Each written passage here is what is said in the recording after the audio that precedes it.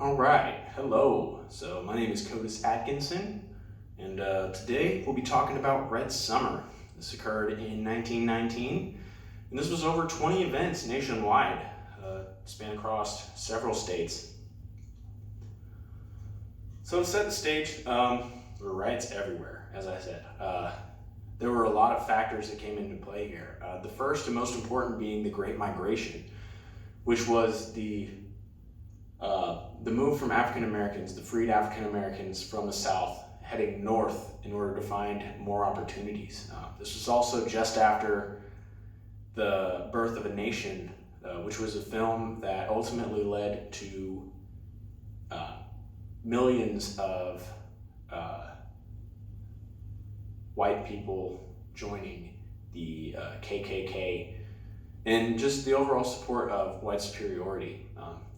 This was also right after World War I, and a lot of soldiers were returning back home to their hometowns. So there was a lot of tension going on at this point in time. Okay, so what exactly are we discussing? Well, there were 4 riots from 1919 that I selected.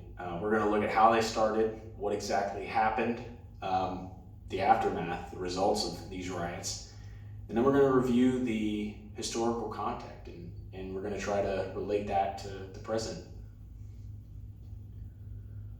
All right, so we're going to start in Chicago, Illinois. So the city burned for 8 days.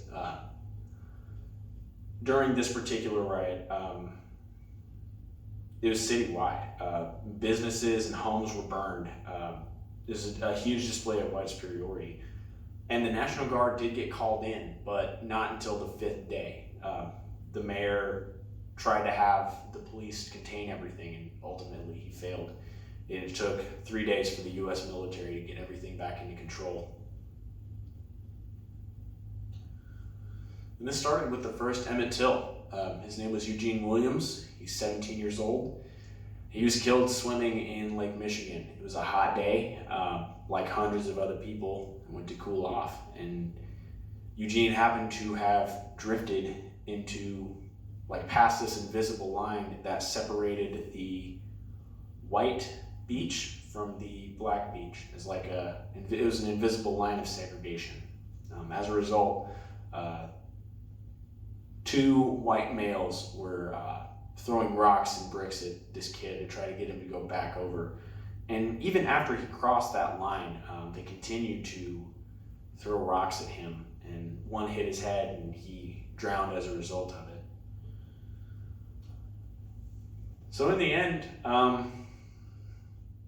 this led to a riot of white people trying to show African Americans that you're not allowed to cross those invisible lines. And 38 people ended up dying. 15 were white and 23 were African American. And there's an unknown number of how many people were injured, but it's estimated to be well over 700. There was a silver lining, though. This led to a year-long project geared towards understanding some of the racial issues that happened within Chicago, like a lot of the things that were going on. And this helped African Americans and other minorities establish themselves within the city. And now we go to Elaine, Arkansas. As we all know, Arkansas and Jim Crow go hand in hand.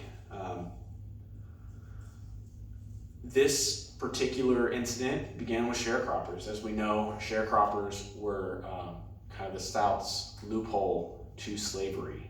A lot of African Americans were trying to make their way through farming, and that seemed like a good way to get out, but we know it was a trap. This was also the early side of the Red Scare, which was the American fear of the spread of communism. Once again, this started with sharecropper unions. This, to white society, was a fear of, this was a threat to capitalism and to white power itself.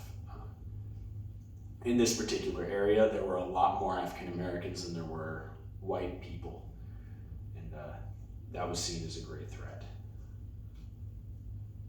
So what exactly happened here? Well, there was a sharecropper meeting. It was the first time they tried to form a union, and they met at this church. And outside the church, they had two returning veterans from World War One as guards. They had received a lot of backlash before, and in order to try to cover their bases, they wanted to have somebody outside to let them know what was going on. Two white individuals told the church to disband before they were forced to, and that ultimately led to a shootout where local security guard W.A. Atkins was fatally shot. And as word spread, this began to turn into the fear of a Negro uprising, the Negro insurrection, if you will. So the death toll is unknown, but it's estimated that over 300 African American individuals were murdered during this riot. And those that weren't killed and put in jail were, the county jail later admitted to torturing African Americans. And again, that led to another thing with the case of the Elaine 12, where 12 individuals were sentenced to death for inciting the violence of this riot. They kind of needed someone to place the blame on, and it fell on these 12 individuals. There was a silver lining. The Supreme Court did overturn the case, and 6 of these individuals were able to walk scot-free. The other 6, however, were put in prison for second-degree murder, but they were able to escape their sentence after 5 years. Now we go to Knoxville. This is Maurice Mays. Maurice Mays was an active political figure and allegedly the bastard child of the white governor at the time. So there was a lot of hate towards this man. The rumor is he killed a white woman, but there was no proof for that. The way the situation went down is this lady was murdered in her house, and she had her cousin staying with her at the time. Her cousin went to the sheriff, who lived 2 houses down, very quick walk, immediately after the incident. She said it was a black man that did it, and the sheriff said, "I know exactly who did it." And he didn't go to the crime scene to look first. He went directly to Mays' house and arrested him. Mays lived 30 minutes away, and he was asleep at the time, as the report says. As this incident began to spread word, a anti-Negro crowd began rampaging through the streets, and once again we see the violence towards African Americans. Everybody that was on the street ended up getting hurt. And this led to hundreds of people injured, but 7 people died, which is less than the other ones, but it's still not great. Mays was eventually executed. However, he was recently pardoned, but it seems to be about 98 years too late. Now, our last incident is in Omaha, Nebraska, and this is Will Brown. He is a factory worker, and he was accused of assaulting a white woman. Brown was arrested, and the mayor announced that he would give Brown a fair trial, as fair as possible. As a result, 5,000 to 15,000 white individuals crowded the jail, and they demanded to see that Brown be handed over to them.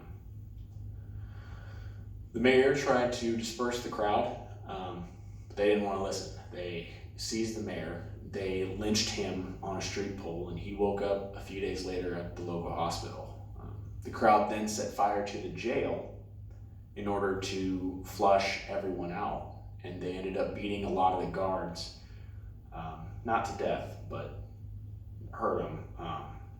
And then they took Brown from the inmates groups, and they hung him from a street lamp, and from there they desecrated his corpse.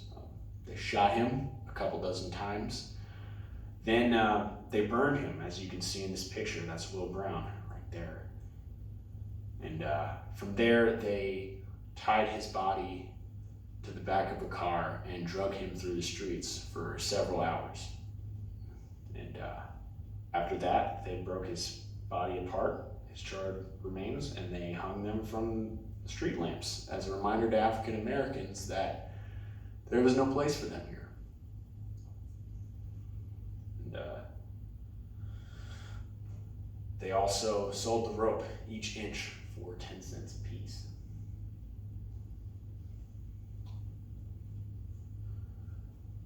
Relating this to the present, we've definitely made progress, but it's 3 steps forward and 2 steps back. We look at the incidents with George Floyd and Trayvon Martin from a few years ago. It's definitely not to the severity as some of these individuals, but it's surely out of ignorance. When I look at the people that were responsible for many of the deaths in this picture, it's purely ignorant.